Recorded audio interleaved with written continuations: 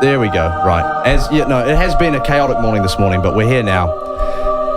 As the final week before polling day draws to a close, this is an ultra special election edition of Holier Than Thou. The segment where we shed some light on all the people, groups and organisations dodging public accountability this week has some electoral flair to it this time around, as we highlight those who choose to wash their hands with the concept of democratic engagement. Speaking of washing hands, Kate Hanna of the Disinformation Project, along with her daily double shower-taking colleague Sanjana Hatatua, are amongst those not interested in explaining themselves to us this week. We've wanted to get them on the show for ages, as they continue to pump out their pseudo-scientific reports, each one claiming to have unearthed a new nationwide uptick in something awful and deserving of further taxpayer funding allocated to groups that sound suspiciously like the Disinformation Project themselves, if for nothing else than to pay for what must be a truly exorbitant water bill. Recently, we saw the triumphant return of the Disinformation Project in our mainstream media as they were fawned over breathlessly by TVNZ reporters lapping up their grand claims of a nationwide increase in anti-Māori sentiment.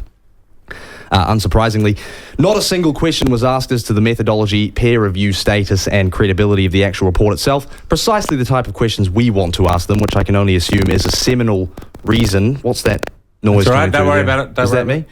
A seminal reason for their lack of engagement with us, so you can draw your own conclusions on that one. Next up, leader of the resurgent National Party, Chris Luxon. It's about time, I think, that he got a mention. One interview is what the party that will most likely form the body of the next governing administration has chosen to give us and our listeners since he became leader.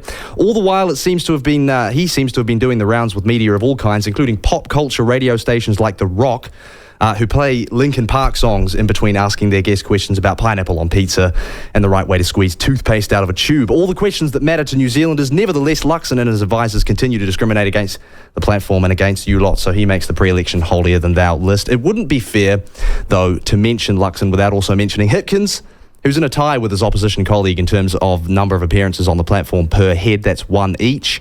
Of course, Hipkins gave us 10 minutes or 20 minutes on the phone before he took over as leader of the Labour Party and has since regarded us with utter contempt. Our media inquiries sent to Labour officers continue to be either flatly ignored or addressed with the trademark, "We will politely decline this opportunity."